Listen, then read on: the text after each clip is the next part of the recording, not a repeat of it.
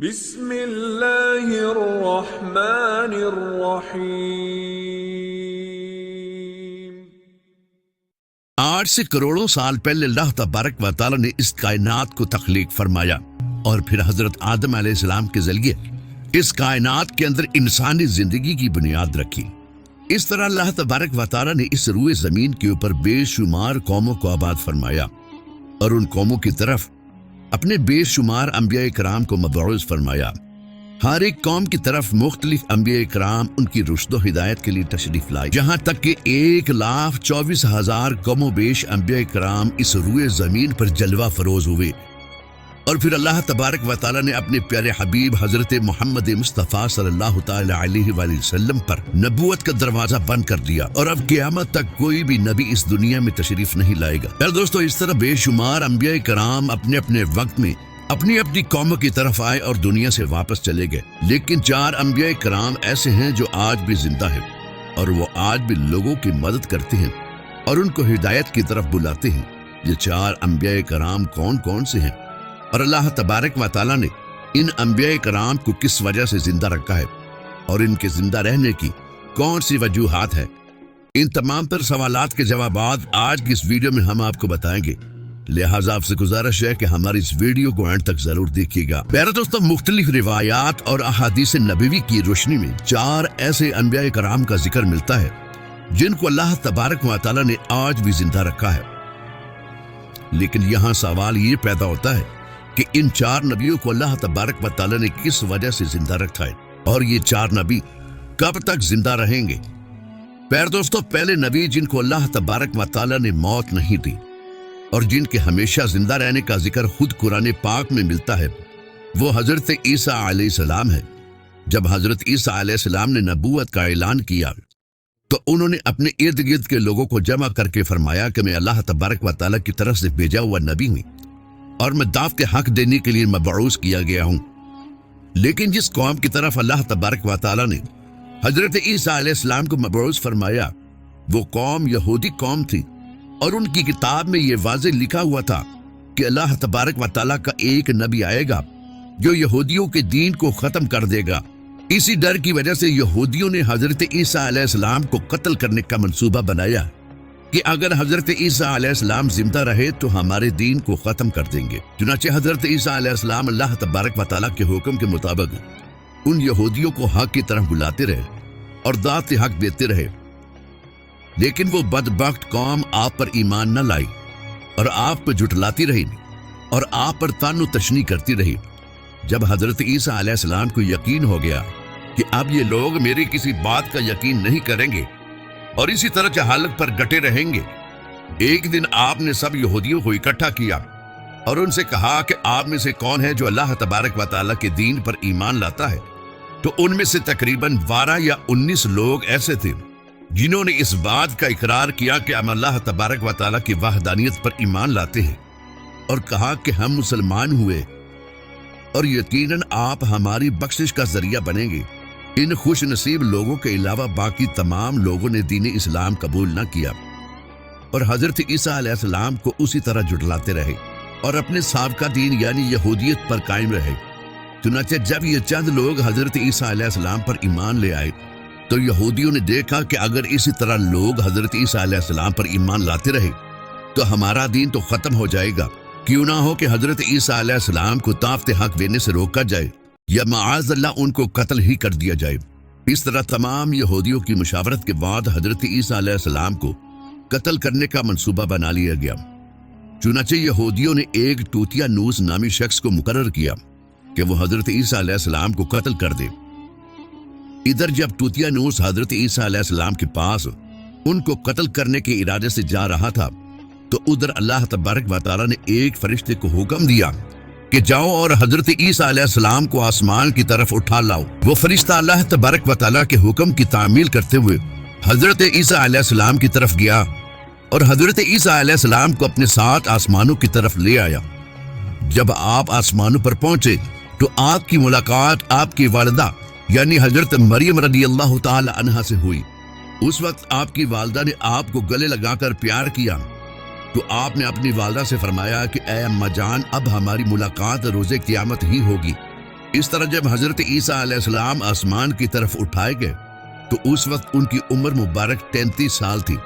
हजरत जिब्राईल अलैहिस्सलाम आपको बदली के जरिए आसमानों पर ले गए थे और इधर यहूदी बाहर खड़े होकर उस शख्स का इंतजार कर रहे थे जिस शख्स को उन्होंने हजरत ईसा अलैहिस्सलाम को कत्ल करने के लिए भेजा था कि न जाने कब तूतियानूस हजरत ईसा अलैहिस्सलाम को माअज़ अल्लाह कत्ल करके बाहर आएगा।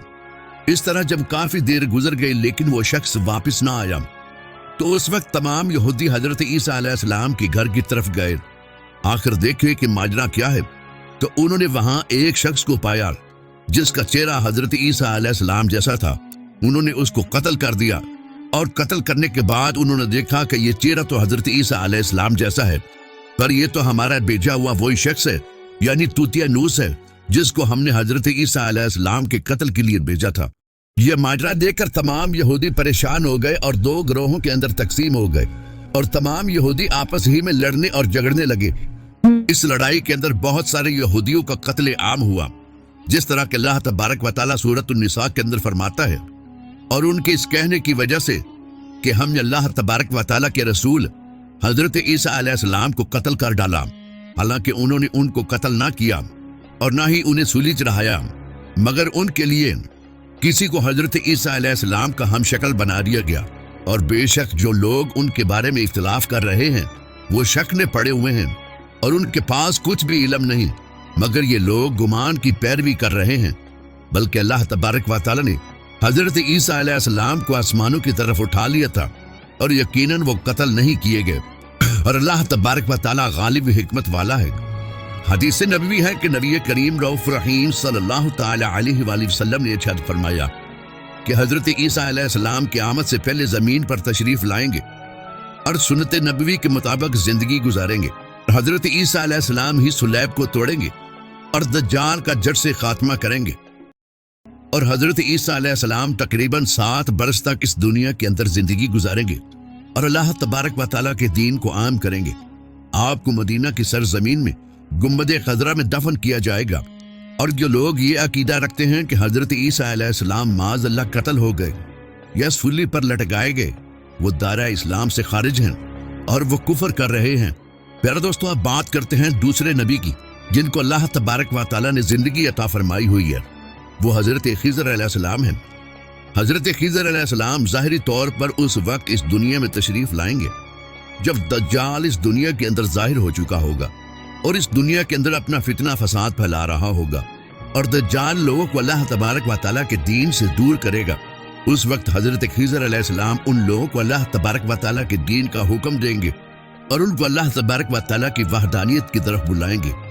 और एक दूसरी रिवायात में आता है कि हजरत मोहम्मद मुस्तफ़ा सल्लल्लाहु तआला अलैहि वसल्लम अपने सहाबा इकराम को हजरत खिज़र अलैहिस्सलाम का किस्सा सुना रहे थे कि आपने फरमाया कि हजरत खिज़र अलैहिस्सलाम का बाप एक बादशाह था जो हजरत खिज़र अलैहिस्सलाम को अपनी बादशाहत से नवाजना चाहता था, लेकिन हजरत खिज़र अलैहिस्सलाम को दुनिया की बादशाहत पसंद न आई तो हजरत खिज़र अलैहिस्सलाम ने अपने वालिद की सल्तनत का जाय मशीन बनने से इनकार कर दिया और अपने वालिद गिरामी से नाराज होकर जंगलों की तरफ चले गए जहां उनको कोई भी ढूंढ न सका और वहां आप इबादत की लाही में मसरूफ हो गए।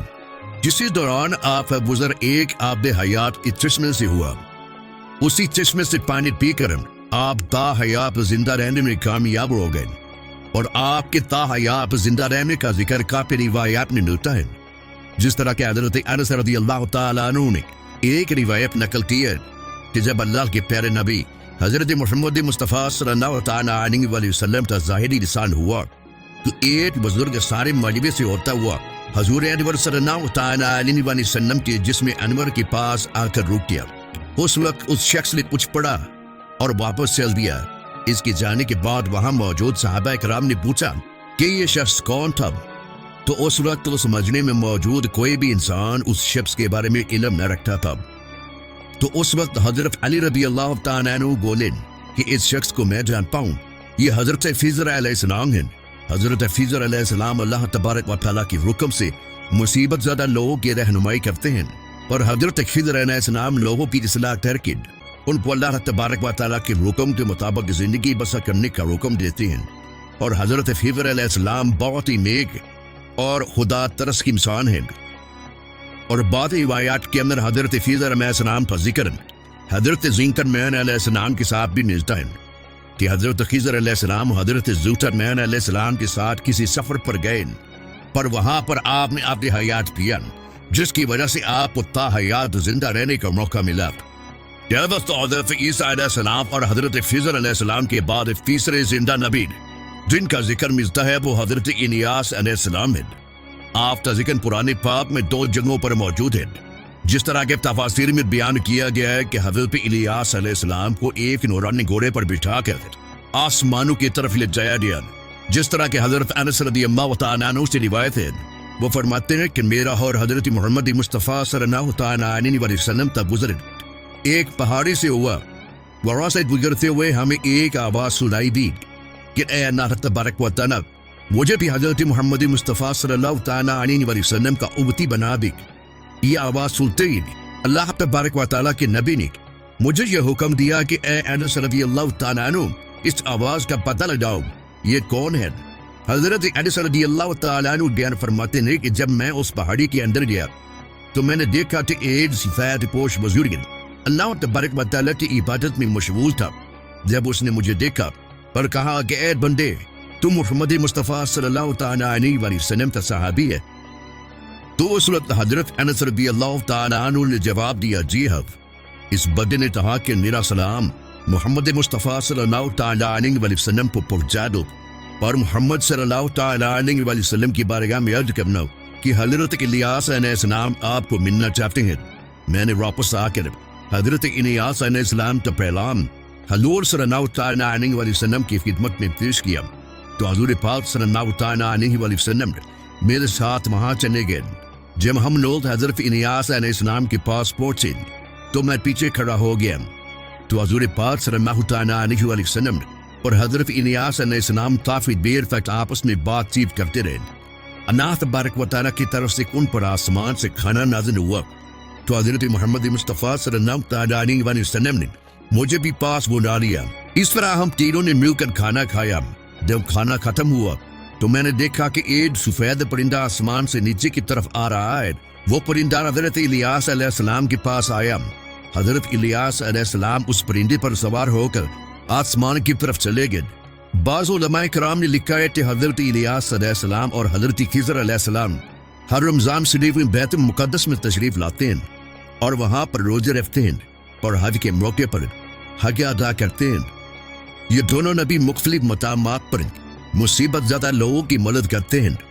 پیارے دوستو، اب بات کرتے ہیں چوتھے نبی کی جو آج بھی زندہ ہیں، وہ حضرت ادریس علیہ السلام ہیں، جن کے زندہ ہونے کی بھی روایات ملتے ہیں، جس طرح کہ اللہ تبارک و تعالیٰ سورہ مریم کے اندر ارشاد فرماتا ہے کہ وہ ایک نیک اور پرہیزگار انسان اور نبی تھے کہ اللہ تبارک و تعالیٰ نے حضرت ادریس علیہ السلام کو جنت سے اٹھا لیا تھا۔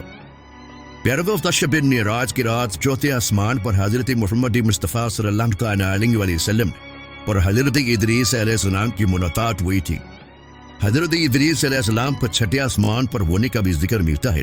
حضرت ادریس علیہ السلام زمین کی سیر و سیاحت کے ساتھ ساتھ اللہ تبارک و تعالیٰ کے ذکر میں مشغول رہا کرتے تھے۔ حضرت ابن عباس رضی اللہ تعالیٰ عنہ فرماتے ہیں کہ حضرت ادریس علیہ السلام ایک دروی کا کام کیا کرتے تھے۔ آپ کپڑوں کی سلائی کرتے جاتے تھے اور اللہ تبارک و تعالیٰ کا ذکر بلند کرتے جاتے تھے۔ جب شام ہوتے تو آگ کی نیکیاں بے تحاشا ہو جاتی۔ زمین پر رہنے والے انسانوں میں سے سب سے زیادہ نیکیاں حضرت ادریس علیہ السلام کی ہوتی، پر آپ کی نیکی اللہ تبارک و تعالیٰ کے ہاں شمار ہو گیا تھی۔ حضرت ادریس علیہ السلام کو زندہ آسمانوں کی طرف اٹھا لیا گیا تھا۔ ایک مرتبہ ملک الموت علیہ السلام حضرت ادریس علیہ السلام کی خدمت میں حاضر ہوئے، تو حضرت ادریس علیہ السلام نے ان سے کہا کہ مجھے موت کا ذائقہ چکھنا ہے۔ چنانچہ آپ کے کہنے پر ملک الموت علیہ السلام نے آپ کی جان نکال لی، پر پھر اللہ تبارک و تعالیٰ کے حکم سے آپ کو زندہ کر دیا۔ آپ نے فرشتے سے درخواست کی کہ میں دولت کو دیکھنا چاہتا ہوں۔ پھر آپ کو دوزخ میں لے جایا گیا اور وہاں کی سیر کرائے گی۔ پھر آپ نے جنت کی سیر کرنے کا ارادہ کیا تو آپ کو جنت کی سیر کرائے گی اور آپ کو جنت میں داخل کر دیا گیا۔ جنت کو دیکھنے کے بعد حضرت ادریس علیہ السلام نے یہ فیصلہ کیا کہ اب میں یہیں پر رہنا پسند کروں گا۔ چنانچہ فرشتے نے آپ کو کہا کہ آپ اپنے مقام کی طرف واپس چلے جائیں۔ اسی وقت اللہ تبارک و تعالیٰ کی طرف سے اس فرشتے پر حکم ملا کہ حضرت ادریس علیہ السلام کو یہیں پر رہنے دیے گئے. اس طرح جب حضرت ادریس علیہ السلام نے موت کا مزہ چکھا تو اللہ تبارک و تعالیٰ کا وہ حکم بھی پورا ہو گیا کہ کل نفس ذائقۃ الموت، کہ ہر جان نے موت کا ذائقہ چکھنا ہے. چنانچہ حضرت ادریس علیہ السلام کی جب روح قبض کر لی گئی تو اللہ تبارک و تعالیٰ کے اس حکم کی تکمیل ہو گئی اور پھر دوبارہ زندہ ہو کے آپ جنت میں دفن ہو گئے. اور حضرت ادریس علیہ السلام نے جنت ہی میں ٹھہرنے کا ارادہ کیا تو اللہ تبارک و تعالیٰ نے آگ کی اس خواہش کو پورا کر دیا.